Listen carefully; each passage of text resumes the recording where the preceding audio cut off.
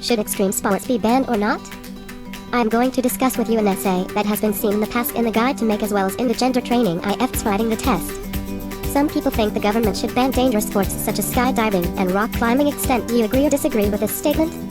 Although I do not support an outright ban on said sports, I do feel that the government should regulate said sports so that they are played under supervision, which will minimize the risks. Those who maintain that the government should ban dangerous sports activities argue on the grounds that the government has a responsibility to protect its population. In other words, the law should be there to prevent citizens from taking risks themselves, whether deliberately or accidentally. These sports can be highly dangerous and sometimes life-threatening. More than that, it is not just the participants who are at risk, but spectators too can be seriously injured if, for example, a Formula 1 car crashes. The driver may not just keep on Holland. And there are also good shots that involve seeming tired or debris may fly into the crowd. Given this level of danger, it is reasonable why people call for the authorities to take action. However, banning such sports is not the answer. Instead, the government should ensure that the companies or centers that provide the facilities for such sports should meet the required legal safety standards. Another argument against banning is that people would play these sports or in hiding, and then they would be even more risky. After all, we all know that forbidden fruit tastes sweeter. A further point is that in statistical terms there is a low chance of injury in many so-called dangerous sports, and people are at greater risk of getting old. Everyday activities such as crossing the road or cooking a meal.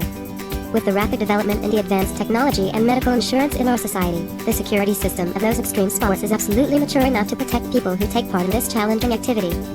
What are more, those sportsmen who excel in fact sports bring name and fame to their country. They break the records set by others, and when they do so, the name of the country, their country, shines in the whole world.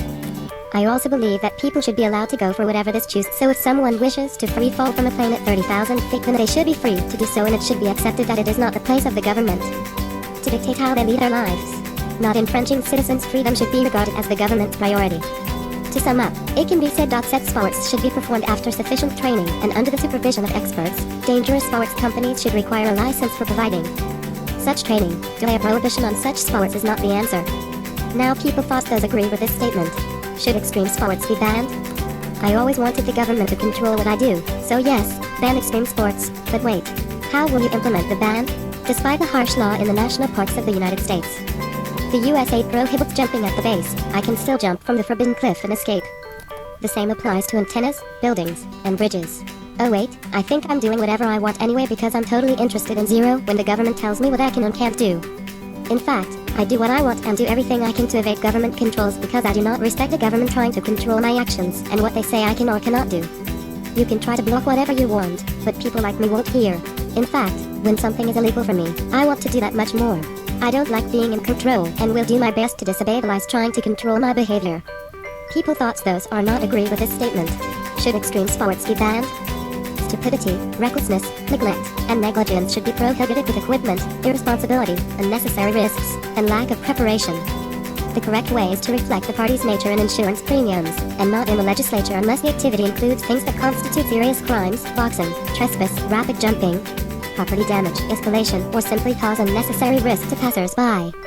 Every time I board a plane, I realize this may be my last jump, or it could be the last jump for me. I know the risks involved, I am prepared for them, I have practiced everything in advance. I know the backup exercises, and I am ready to land if necessary. I wear a helmet and goggles, and I activate it all. I accept that accidents can happen even with the best precautions.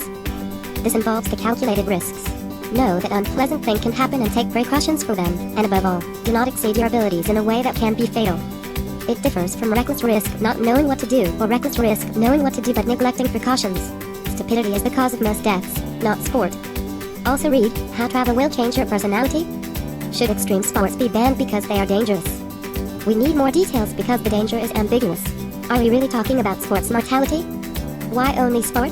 Why are public activities not limited? So if you look at activity death rates in general, we must stop driving, more than 35,000 deaths annually. Stop buying firearms, more than 10,000 deaths annually. Stop going up or downstairs, 2K plus annual deaths. Definitely stop smoking, 2K plus annual deaths. More than 700 annual deaths have stopped swimming. However, the death of skydiving? More than 40 deaths annually, which is an odd spread from 5 meters plus to 1. Compared to 7K to 1 vehicle characteristics, I'd rather be out of the plane all day long. If you dig deeper into these numbers, some are old signs, many are young, and some are just serious old accidents. In my opinion, life is about acquiring experiences. We risk these dangers not to escape life, but to prevent life from escaping. I love my hobby of jumping from reasonably good planes, and I don't want anyone to take it from me. Can life be made safer? This is difficult, as accidents happen and you cannot stay away from them all. You do not risk making life worthless. Thank you.